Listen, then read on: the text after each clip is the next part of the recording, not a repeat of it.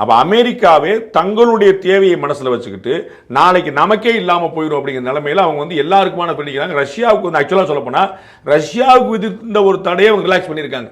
இந்தியாவுக்கு விதித்த இந்த தடையை ரிலாக்ஸ் பண்ணல. ரஷ்யாவுக்கு விதித்த தடையை எடுத்து விடுறாங்க. அந்த அணையை வந்து எடுத்து விடுறாங்க. So that anybody can buy. அப்ப எனிபடி கேன் பை அப்படின்னா அது எல்லாருக்குமான அந்த ஃப்ரீ மூவ்மெண்ட் வந்து நம்ம வந்து எல்லாம் ஸ்ட்ரக் ஆகி நிக்கிறது மாதிரி இருந்திருக்கும். அதை இந்தியா ஆப்வியஸா இதற்கு முன்னாடி போலவே நல்லா பயன்படுத்திக்கிறது.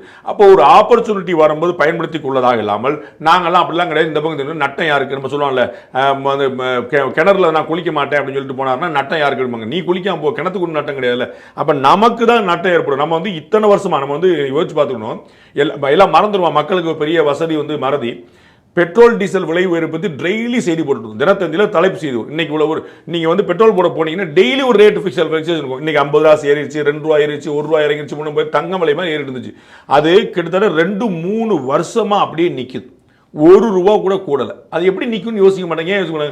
திரு சிதம்பரம் அவர்கள் வந்து நிதித்துறை அமைச்சராக இருக்கும்போது இந்த பிளான் பண்ணி கொண்டு வந்து மாத்தினார். அப்ப இருந்து ஃபிளக்சுவேஷன் இருந்துட்டு யூபிஏ கவர்மெண்ட்ல இருந்து என்டிஏ ஃபர்ஸ்ட் கவர்மெண்ட் வரைக்கும் வந்துச்சு. இப்ப லாஸ்ட் ஃபியூ இயர்ஸா 1 ரூபாய் கூட ரேட் மாத்தவே. எப்படி மாறும்? இது எப்படி சாத்தியமாகும்? அப்ப எவ்வளவு பெரிய பேலன்சிங் ஆயிட்டு இந்த கவர்மெண்ட்டுக்கு இருக்குது, எவ்வளவு பெரிய சர்ப்ளஸா இந்த விஷயம். நம்ம வந்து பெட்ரோல் போட போகிற ஒவ்வொருத்தரும் தெரியும்ல.